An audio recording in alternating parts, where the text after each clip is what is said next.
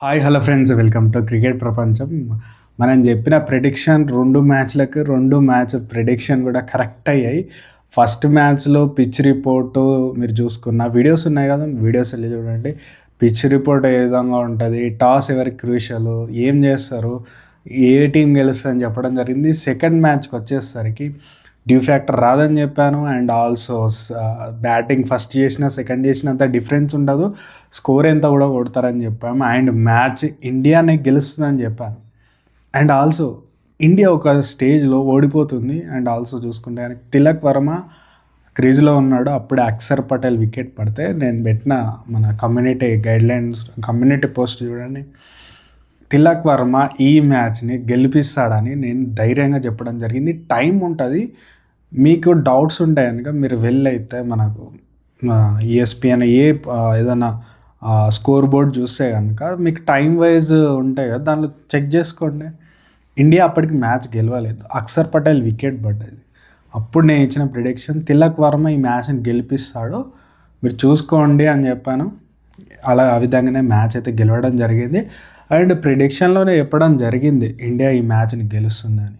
So third మ్యాచ్కి pitch report ఏంది and weather condition ఏ విధంగా ఉంటుంది, ప్లేయింగ్ లెవెల్లో చేంజెస్ ఏమున్నాయి, ఎవరు మ్యాచ్ గెలవబోతున్నారో అయితే ఈ వీడియోలో చూద్దాం. Pitch report and weather condition అయితే మనకైతే అప్డేట్ వచ్చేసింది. రిపోర్ట్ అయితే క్లియర్గా ఉంది. ఏంటంటే పిచ్ వచ్చేసి బ్యాటింగ్కి అనుకూలించే పిచ్ ఉంటుంది. అండ్ ఆల్సో చూసుకుంటే కనుక డ్యూ ఫ్యాక్టర్ అనేది రాజ్కోట్లో ఉండబోదు. సో ఫస్ట్ బ్యాటింగ్ చేసినా సెకండ్ బ్యాటింగ్ చేసినా ఈక్వల్ విన్నింగ్ ఛాన్సెస్ ఉంటాయి.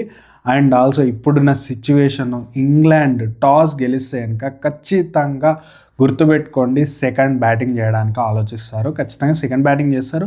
ఇండియా ఫస్ట్ బ్యాటింగ్ చేసి స్కోర్ చేయడానికి ఛాన్సెస్ థర్డ్ T20లో కనిపిస్తున్నాయి. పిచ్ వచ్చేసి పేసర్లకి అండ్ ఆల్సో బ్యాటింగ్కి అనుకూలించే పిచ్ ఉంటుంది. అండ్ బట్ ఇండియన్ స్పిన్నర్లు ఏ పిచ్ మీద అయినా మంచి బౌలింగ్ వేస్తారు. ఎస్పెషల్లీ బిష్నాయ్ అని చెప్పడం జరిగింది ఫస్ట్ T20లోనే.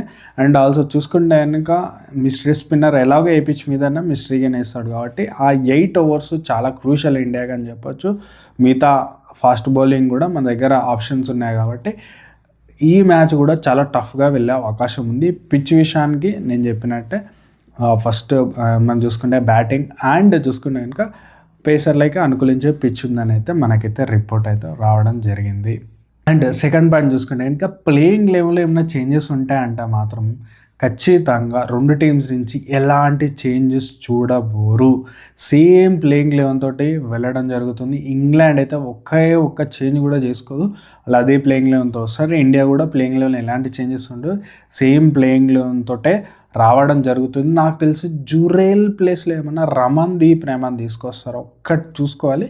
అంతకు మించి నాకు తెలిసి లాస్ట్ మ్యాచ్ విన్ అయ్యారు కాబట్టి అట్లాంటి చేంజెస్ చూడబోము. బట్ నాకు తెలిసి ఒక రమన్దీప్ వచ్చే అవకాశం ఉందైతే నాకు అనిపిస్తుంది. ఒక ఫాస్ట్ బౌలింగ్ ఆల్రౌండ్ ఉంటే బాగుంటుంది. జురేల్ కీపర్ కాబట్టి సో అదొక చేంజ్ ఇండియా టీం తీసుకుంటుంది. ఎందుకంటే లాస్ట్ మ్యాచ్ అద్భుతంగా గెలిచిన తర్వాత మళ్ళీ ఒక సక్సెస్ టీమ్ని చేంజెస్ చేసుకుంటారా అనేది నాకైతే డౌట్ ఉంది. బట్ నాకు తెలిసినంత వరకు రమన్దీప్ వచ్చే అవకాశం అయితే కనిపిస్తుంది అని చెప్పొచ్చు. ఇండియా నుంచి అది కూడా హార్డ్లీ ఎంత అంటే 50-50గానే అనిపిస్తుంది.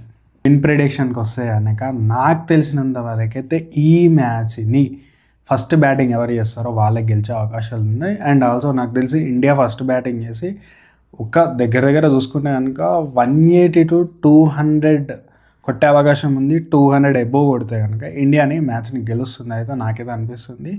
ఎస్, ఇంగ్లాండ్కి చాలా టఫ్, మళ్ళీ ఒక టైట్ మ్యాచ్ చూడబోతున్నాం. బట్ లాస్ట్ మ్యాచ్ వచ్చేసి స్కోర్ తక్కువ ఉండి కొద్దిగా టైట్, అట్లాంటి టైట్ మ్యాచ్ అవ్వదు, స్కోర్ వెళ్తుంది, మంచిగానే వెళ్తుంది. అండ్ ఆల్సో చూసుకుంటే కనుక 200+ ఇండియా స్టార్టింగ్లో కొట్టేస్తుంది కనుక సెకండ్ బ్యాటింగ్ అప్పుడు ఇంగ్లాండ్కి అయితే కొద్దిగా తిప్పలైతే పడుకుంటేనే వాళ్ళు చేజింగ్కి దగ్గరకు వస్తారు. బట్ ఇండియానే ఈ మ్యాచ్ని కూడా గెలుస్తుందని అయితే నాకైతే అనిపిస్తుంది. ఇండియాకే హై ఛాన్సెస్ ఆఫ్ విన్నింగ్ అయితే ఉన్నాయని చెప్పొచ్చు. అండ్ ఆల్సో ప్లేయర్ల గురించి మాట్లాడుకుంటే మాత్రం సంజు శాంసన్ నాకు తెలిసినంత వరకు ఒక మంచి స్కోర్ చేసే అవకాశం ఉంది ఖచ్చితంగా. అభిషేక్ శర్మ కూడా ఆప్షన్స్ ఉన్నాయి. మన టాప్ 3 అయితే చాలా సాలిడ్ ఉంది. సూర్య, అభిషేక్ శర్మ, సంజు శాంసన్ నుంచి అయితే ఒక పెద్ద ఇన్నింగ్స్ అయితే రాబోతుందని చెప్పొచ్చు. సో వీళ్ళు కనుక మంచి ప్లాట్ఫామ్ ఇస్తే కనుక మిడిల్ ఆర్డర్ నుంచి మంచి రన్స్ అయితే వస్తాయి. ఖచ్చితంగా 200+ ఏం చేయబోతుంది ఇండియా. నాకు తెలిసి 200+ కొట్టినా ఆశ్చర్యపోనక్కర్లేదు. సెకండ్ బ్యాటింగ్ చేస్తూ వాళ్ళు కూడా చాలా సాలిడ్గా స్టార్ట్ చేసే అవకాశం ఉంది. దాని తర్వాత మిడిల్ ఆర్డర్లో మనకు వికెట్స్ వస్తాయి.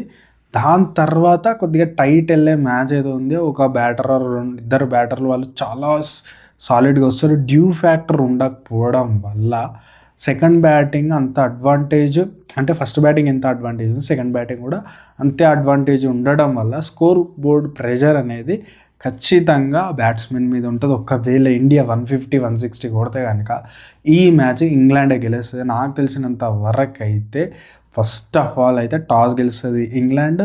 వాళ్ళు సెకండ్ బ్యాటింగ్ చేసింగ్ చూసుకుంటారు.